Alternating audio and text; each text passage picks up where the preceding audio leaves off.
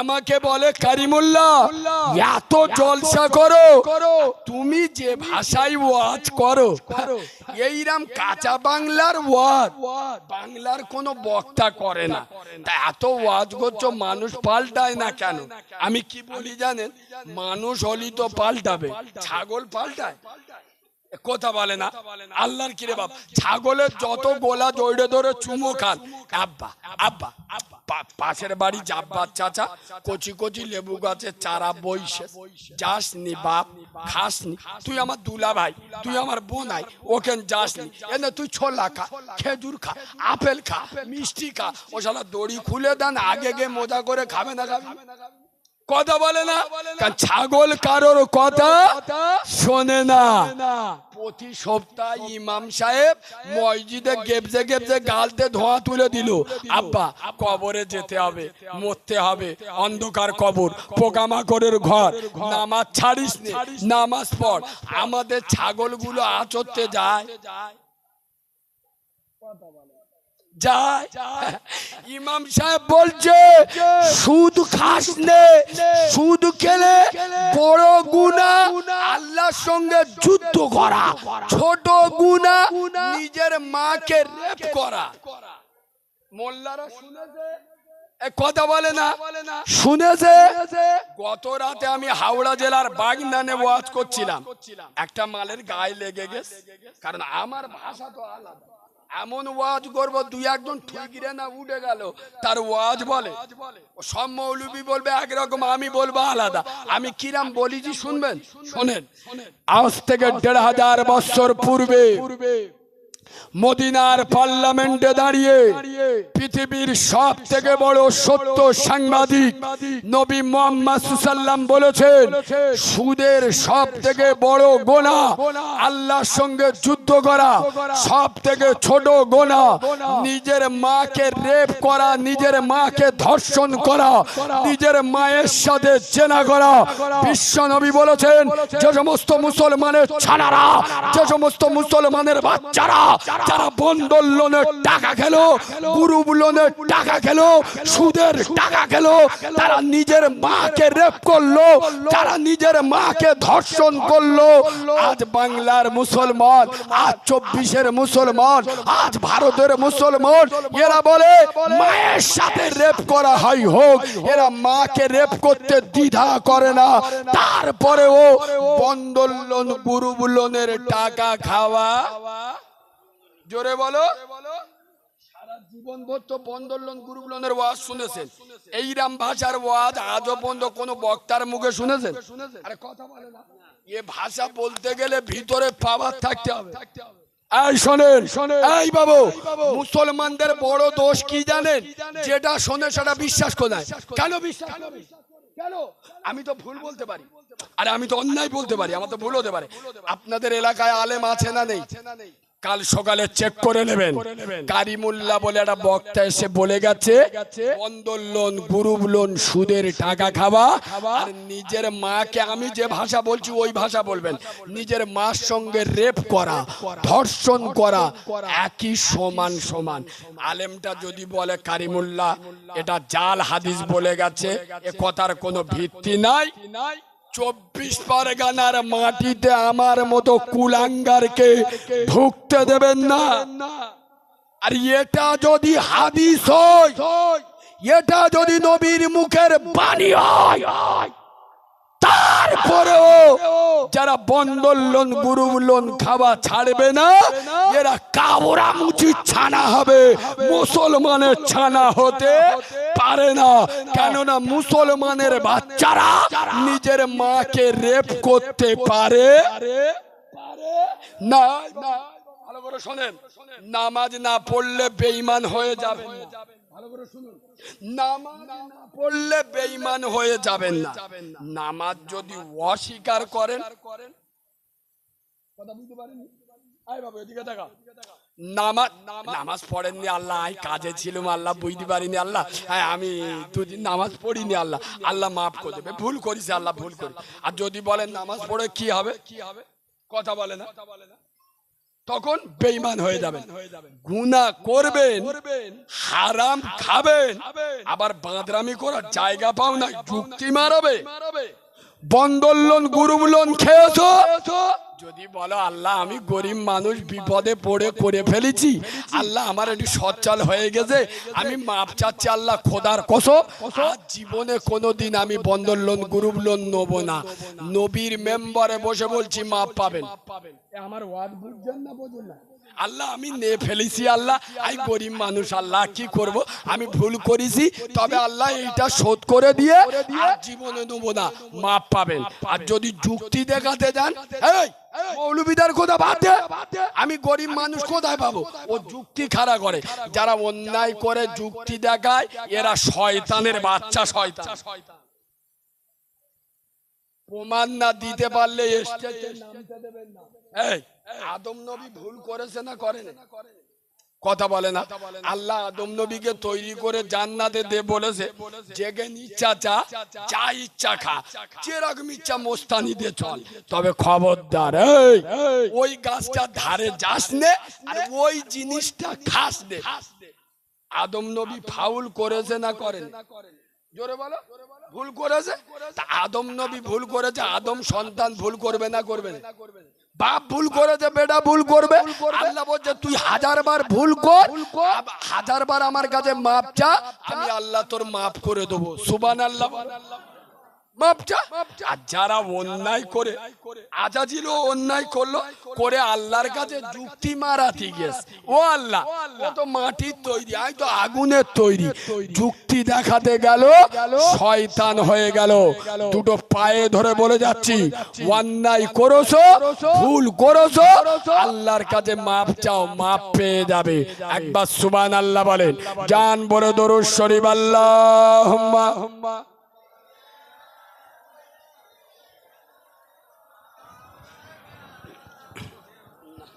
وعلى آل سيدنا مولانا محمد। এদিকে তাকান। এই যে নবীর এত সুন্দর মহাব্বতের মাহফিলটা হচ্ছে, এই শোনেন, অনেকে ফতোয়াবাজি করে ইসলাম কঠিন করে দেয়। অনেকে বলে নবী দিবস করা চলে না। যে মৌলবী ফতোয়া মারছে নবী দিবস করা চলে না, ওর পরে ফোন করে একটা দাওয়াত দেন যে আমাদের নবী দিবসের মাহফিল, আপনার দাওয়াত নিতে হবে। ও আসবে না? তুই তো বললি নবী দিবস করা চলে না, তুই ওয়াজ করতে এলি? কথা বুঝতে পারেনি? আমি কোনোদিন কারোর বিরুদ্ধে বলি না, এটা আমার স্বভাব নয়। কথা বুঝলেন? কিন্তু একটা কথা বলে যাই শোনেন, আমাদের একটাই দল, আমরা উম্মতে মুহাম্মাদি। নবীজি প্রতি সপ্তাহে সোমবার রোজা রাখতেন। সুবহানাল্লাহ বলেন। প্রতি সপ্তাহে সোমবার। কেন? দুটো কারণে। এক নাম্বার, রসুল বলল আমি যেদিন পৃথিবীতে এসেছি সে দিনটা ছিল সোমবার। দ্বিতীয় কারণ হলো যেদিন কোরআন নাজিল হয়েছে সে দিনটা হলো সোমবার। এই দুটো কারণে আমি রসুল প্রতি সোমবার রোজা রাখি। নবীর মহাব্বতে আমরা এটা কি করছি? সোয়াব রেসানির মাজলিস, বাম্মা সোয়াবের উদ্দেশ্যে আমরা নবীর মহাব্বতে এখানে একত্রিত হয়েছি। এই জলসাটা আগামী বছরও হবে আমি জানি। হিমলগঞ্জের মাটি, শাহাপুরের মাটিতে ইমানদার আছে, এরা হয়তো দু ওয়াক্ত নামাজ পড়তে পারে না, হয়তো একটা রোজা রাখতে পারেনি, কিন্তু নবীর প্রতি এদের একটা দুর্বলতা আছে। আমি জানি এখানে ইমানদার আছে।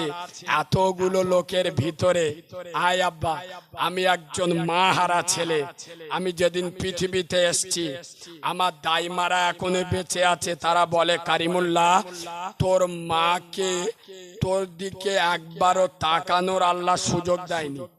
তোর মা তোকে একবারও কোলে নিতে পারেনি, তোর মায়ের ফুল পড়েনি, 1 থেকে 1.5 মিনিট বেঁচে ছিল। আমার মা আমাকে প্রসব করেই 1 থেকে 1.5 মিনিটের মধ্যে মারা গিয়েছিল। আমি এই রকম একজন অনাথ।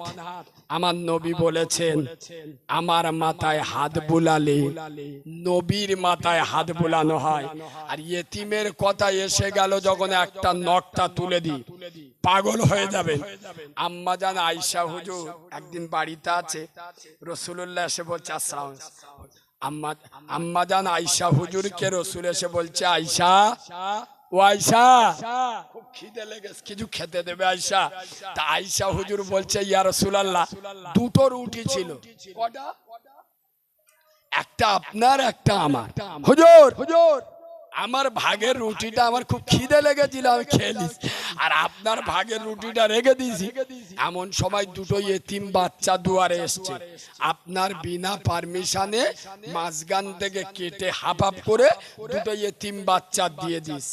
খোদার কসম, আমার নবী বলছে, আয়েশা, আমি তোমার স্বামী, আমি বিশ্ব নবী, আমার বিনা পারমিশনে আমার হক ফাঁকি দিয়ে তুমি যে এতিম বাচ্চা 2টো দিয়ে দিয়েছো, কাল কিয়ামতের দিন যদি আল্লাহর বিচারে তোমার জাহান্নামে যেতে হয়, আমি আব্দুল্লাহর বেটা মুহাম্মদ বলছি, ওই এতিম বাচ্চা 2টো তোমার জাহান্নামের দরজার সামনে পাঁচিল হয়ে এটকে দাঁড়িয়ে পড়বে। ওই জন্য আমি এখন করে সব জায়গায় বলছি, মসজিদের যারা কমিটি হবে, মসজিদ কমিটি কি জন্য লাগে? শুধু ঈদি চাঁদে মুখ দেখাবে? ইমাম মসজিদ কমিটিদের কাজ দেবেন। কি কাজ? মসজিদ কমিটি হিসেব রাখবে ওর মসজিদ মহল্লায় কতগুলো মাটির বাড়ি, কতগুলো ইটির বাড়ি, কতগুলো মুসলমান বাস করে, কতগুলো বেটা ছেলে, কতগুলো মেয়ে ছেলে, কতগুলো বাচ্চা, কটা এতিম, কটা অনাথ, কটা বিধবা। শুক্রবার মসজিদে একটা কোটো যাবে, মসজিদের পয়সার জন্য 5 মিনিট পরে আর একটা কোটো যাবে এতিম অনাথের জন্য। মসজিদ থেকে প্রত্যেক বিধবার কাছে প্রতি সপ্তাহে টাকা যাবে। খোদার কসম, কোন বিধবা যাতে না বলতে পারে, আল্লাহ আমার স্বামী ছিল না বলে, আমার কেউ ছিল না। কোন এতিম যাতে না বলতে পারে, আমার বাপ ছিল না বলে, আমার খোঁজ নেয়ার কেউ ছিল না। মসজিদ থেকে টাকা যাবে। কোন বিলিয়ন স্টুডেন্ট মাধ্যমিকে স্টার পেয়েছে, উচ্চ মাধ্যমিকে লিডার পেয়েছে, টাকার অভাবে পড়াশোনা করতে পারছে না, ভালো জায়গা ভর্তি হতে পারছে না, জিত থেকে স্কলারশিপ যাবে। এই বাবু, সারা জীবন ভোর বন্ধন লোন, গ্রুপ লোনের বিরুদ্ধে ওয়াজ করলে খোদার কসম বন্ধন লোন, গ্রুপ লোন ঢোকা যাবে না। এর জন্য আমাদের সমাজে সচেতন হতে হবে, আর সমাজের সামনে সারি লোকেদের এগিয়ে আসতে হবে, পরিকল্পনা নিতে হবে। 10টা এলাকার বড় বড় হাজী সাহেব পয়সাওয়ালাদের ধরে 10 জনের কাছ থেকে 10 লাখ টাকা নেন, নিয়ে লোন দেবেন। কি লোন? বিনা ইন্টারেস্টে। গরিব মানুষ বিপদে পড়েছে, 20,000 নিয়ে যা, মাসে 1,000 করে দিয়ে দিবি, তোর 1 টাকা বেশি দিতে হবে। এদেরও টাকা বসানো থাকলো, এনার টাকায় উপকার হয়ে যাচ্ছে লোকের। এগুলো আমাদের করতে হবে, আগে বাড়তে হবে। তাহলে সারা জীবন ভর ওয়াজ করে বন্ধন লোন বন্ধ করতে পারবেন না। আমার সোনার আব্বা, ইয়েতিমের মাথায় হাত দেবেন, অনাথের পাশে দাঁড়াবেন। রাসূলুল্লাহ বলেছেন, যারা ইয়েতিমকে ভালোবাসে তারা আমাকে ভালোবাসলো। আমি একজন মাহারা ছেলে, আমার সোনার আব্বা। আমি যে নবীর মহব্বতে এখানে বসেছেন, সেই নবীর একটা কথা বলবো, চোখ থেকে পানি এসে যাবে। কিয়ামতের মুসিবতের দিন। আয় বাবু, এদিকে তাকাও। আদমের মতো নবী আল্লাহর কাছে বলবে, আল্লাহ আমার বাঁচাও।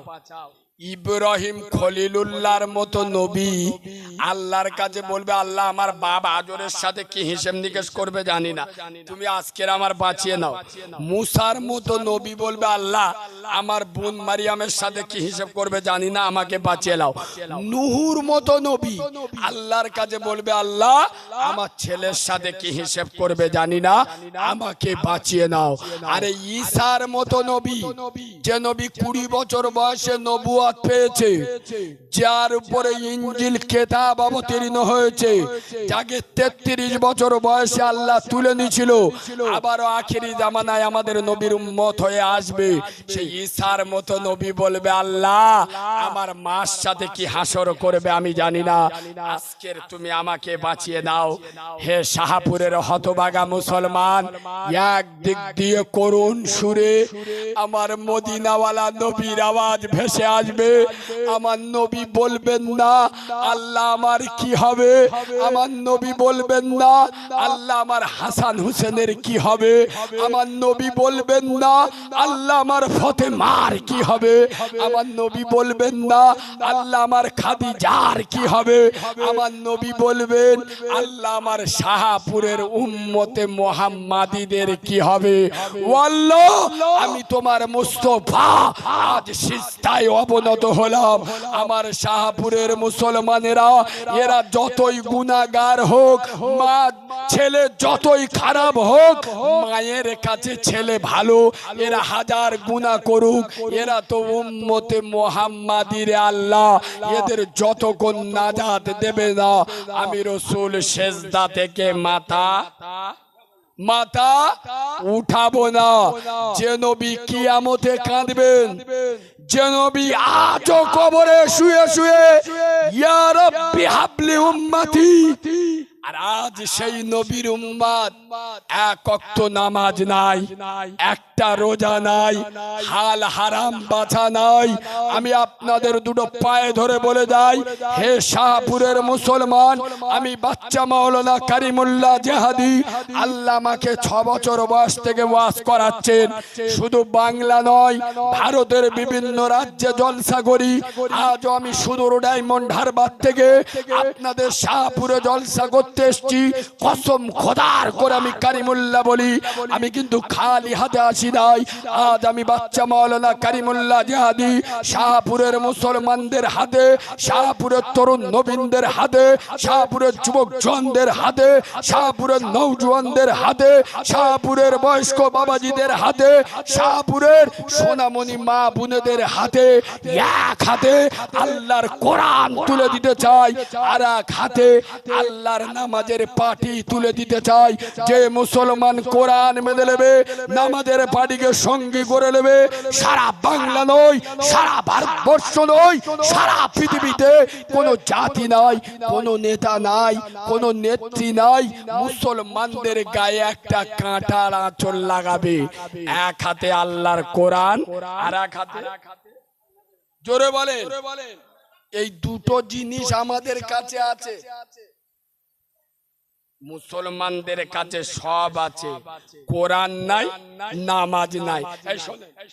আমার বাড়িতে আমার বলে, কারিমুল্লাহ তুই এত জোরে জোরে ওয়াজ করিস কেন, তুই ঠুক ঠুক করে মানুষকে বোঝাতে পারিস না। আমি নিজেকে কন্ট্রোল করতে পারি না, কেন জানেন? যে মালটা কালা হয়, কানে কালা হয়, ওর ইশারা করলি বুঝতে পারে না, কথা বলে না, ইশারা করলি বুঝতে পারে না। আর যে কালার অভিনয় করে, পেটো বোম মারলিও কিছু বুঝতে পারবে, কথা বলে না। ও তো কালার অভিনয় করছে। আজ মুসলমানের ছানারা কালার অভিনয় করছে না, করে না। নামাজ না পড়লে গুনাহ হবে, কে জানে না? এত টাকা তো জলসা দিচ্ছেন, মৌলবীরা এসে কি নতুন কথা বলবে? সেই তো নামাজের কথা বলবে। তার নামাজ না পড়লে গুনাহ হবে, কে জানে না? সবাই পড়ি না। এ কালার অভিনয় করছে না, করে না, কথা বলে না। আর কালার কানে আওয়াজ পৌঁছাতে গেলি টিপ বোমে হবেন, পেটো বোমের দরকার।